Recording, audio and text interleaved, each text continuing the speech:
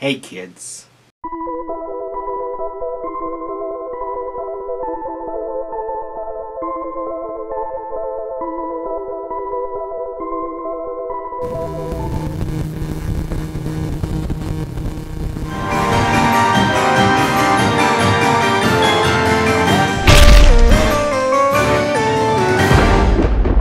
Hey kids, it's me, your Uncle Boo. That's right, James, for some weird reason, has allowed me to come in and take over his Days and Nights of Halloween show thing. But don't worry, I'm bringing you 4 movies and an other selection, whatever the hell that is. And he's asked me to do this just for... What was that? What the was that? Oh, you kidding me right now, James? Are you serious? You're gonna censor me? You're gonna censor your Uncle Boo? Well, I'll tell you what, kids, here's the deal. You can watch this but don't worry, when you tune into my show, Low Budget Theater, you're gonna hear me say whatever the I want to, whenever the I want to. So you can go take these crows, and you can go shove them up your there, James, because I don't really care. But if I gotta work under these conditions, then I guess I'm gonna do it. So guess what, everybody? Low Budget Theater is gonna come to you, and we're gonna cover exclusively low-budget horror movies. You know, that you make fun of with your friends? That kind of that's the stuff that I care about. Not any of this bloated budget, $48 billion making garbage. No one gives a about that at 3 o'clock in the morning. And trust me, if you like your good old Uncle Boo, you're probably up at 3 a.m. making sure the loan sharks don't know where the you're at. You know what? Let's just get into these movies, kids, because I gotta get over to the track. There's a race later today I definitely gotta lead on. And that motherfucker needs to make me some money. My low-budget classic of the day goes to Attack of the Killer Tomatoes. That's right. I'm talking about that really crappy movie that came out back in the 80s. Whenever you tell people that you're into low-budget horror films, they think you only like 1 of 3 movies. And that's Toxic Avenger, Killer Clowns from Outer Space, or this piece of right here from the 80s. You're probably saying, Uncle Boo, why are you trash-talking this movie? First off, I don't go to the street corner and knock the out of your mouth. Don't tell me how to run my show. But I kid about a lot of these movies. I love all this shit. This stuff is what gets me through the day, trust me. It's not having a decent support system and or an upstanding position in society or a well-paying job either. By the way, you need somebody to help you move? I know a guy. That guy's me. For some reason, this movie actually made money. And you know what they did? They went on and made 2 sequels and a cartoon show. I love listening to music in the car as much as the next guy. But cartoon movies? I don't even know what the hell that is. This movie is famous for having a bunch of really low-budget props. It's got terrible makeup. The plot's ridiculous. And I hear yourself asking yourself, Uncle Boo, is the acting bad in this?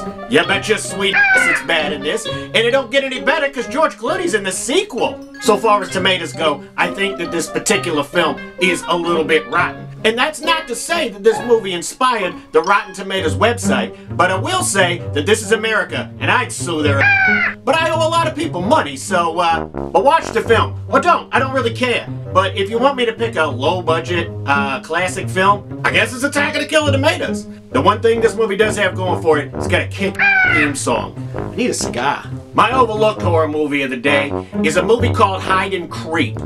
Look this up. This movie is hilarious. You ever wonder what it would look like if one of those mall zombies from Dawn of the Dead and Kevin Smith had sex and then they made a baby? It would be this movie right here.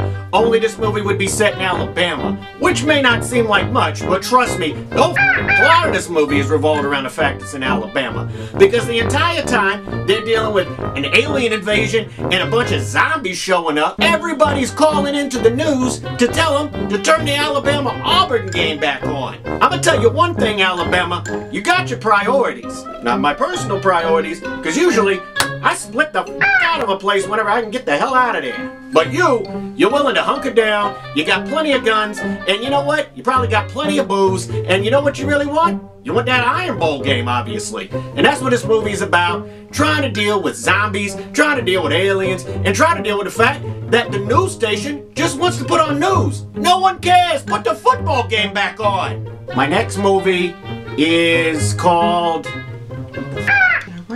Hayride. Wait, that can't. It's also from Alabama. What the hell's in the water down in Alabama? Got you guys making low-budget horror films. This is low-budget, kids, but you know what? This movie is amazing. This thing is like if you took Michael Myers and Jason and you had them meet up in a dark alley and then Leatherface came in and killed both of them and himself, and then they all just kind of laid around in the alleyway. Oh, that reminds me of that time I was in Trenton with Saul. Cut that out, James. You cannot show any. Basically, the story is, this guy escapes from a mental institution while these people are having this hayride haunted house thing. He just starts killing people over in a haunted house. Or does he? Because the haunted house is about the urban legend called Pitchfork. I knew a dude named Pitchfork. Oh, trust me, he wasn't a nice guy. So basically, the movie is it the guy that escaped from the sanitarium? Is it this long-lost Pitchfork urban legend? Is it both? Is it neither? Who gives a bunch of people die on a hayride? How picky you guys gotta be? There's a bunch of teenagers that get killed in this film, and you're gonna love it. My next movie for the late night feature thing, double whatever, is a movie called Frankenstein's Army. I know you guys have seen this thing, and I know you guys are probably wondering what the f this thing is. You know what it is? Oh, it's a mess, I'll tell you this right now. Basically, this movie is about a bunch of Soviet army people who go into Germany during World War II.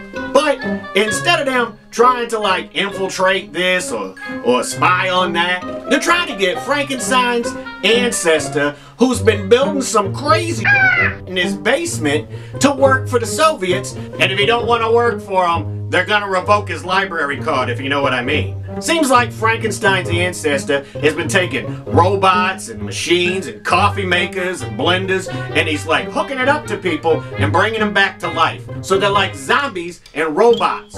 They're like zombots. That's what they call them in the movie. So if you thought I was smart, way to go. You kids are awesome. If you thought I was stupid, go f*** yourself. This movie's like if you took a Stuart Gordon movie, like them Reanimators, you made it a little bit of steampunk, a little bit of that diesel punk stuff, and you just put them all together and you get this crazy. It's about Russians versus Nazis versus zombots, and everybody speaks English. So, go rent this. It's pretty awesome. I liked it. No, I don't have the money. Can I get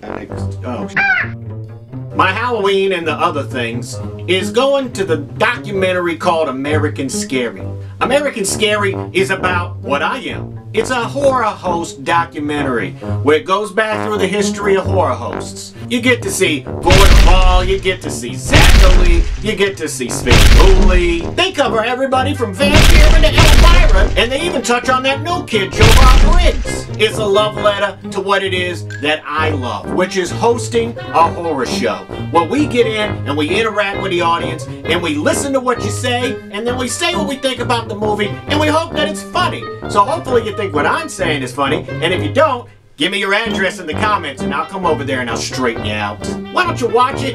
Then tell me down in the comments who's your favorite horror host and why it's me. Or at least why it will be me when James finally lets me off the leash and lets me take over on my own show. What, are you afraid of ratings, James? This documentary is also awesome because it won a Rondo Award, which, by the way, I don't care about winning most things in my life except the lottery, because I could really use that money to pay back Tony Hoots. The Rondo Awards are given to people like horror hosts. So one day, hopefully, yours truly will win one of those. I wonder how much I can pawn that for, because I owe Tony Hoots quite a lot of money. Why do you think I'm hiding here? Alright, kids, that's it. Go home, go to bed, drink your milk, do whatever the hell it is that your parents tell you to do, because this show is over. And I'm tired of working under these conditions and getting squawked every time I try to speak my mind around here. Huh? Huh? You know what I'm talking about, don't you, kids? Anyway, I'm Uncle Boo, I'm your uncle, and I am told that I am contractually obligated to tell you guys to do the clicks and treats. I don't know what the hell that is, but they told me that the more people that clicks and treats, then we start getting people to pay. And trust me, your Uncle Boo needs money. Your Uncle Boo needs a lot of money, so please clicks and treats. And follow us on them social bird things. I don't know what the hell they are, but it's somewhere here on the screen, I guess. Witchcraft, I guess. I don't know how this works. But I hope you kids like this stuff, because trust me, I'm coming for you. And I'm bringing a lot of fun stuff with me. I'm going to be bringing friends and fun movies, and we're going to have a good old laugh. So just keep tuning in and wait for Uncle Boo to show up. Click or treat. Is that a candy bar? Thank you for watching, and thank you for riding with the Fall Horsemen, where Halloween lives and fall is for Eve. That's a terrible slogan. Oh, forever. Oh, you left the R out. I guess this is the end of the show. Finally, to be here in the Foxhole Lounge, making TV shows. This is what I've been waiting for, James. It's about time you let me do this. Well, that's the end of that. Turn off the camera. I don't know how to turn off the damn camera. Oh, son of a... How does this thing work? What is this? Hey, James! How do you work this motherfucker?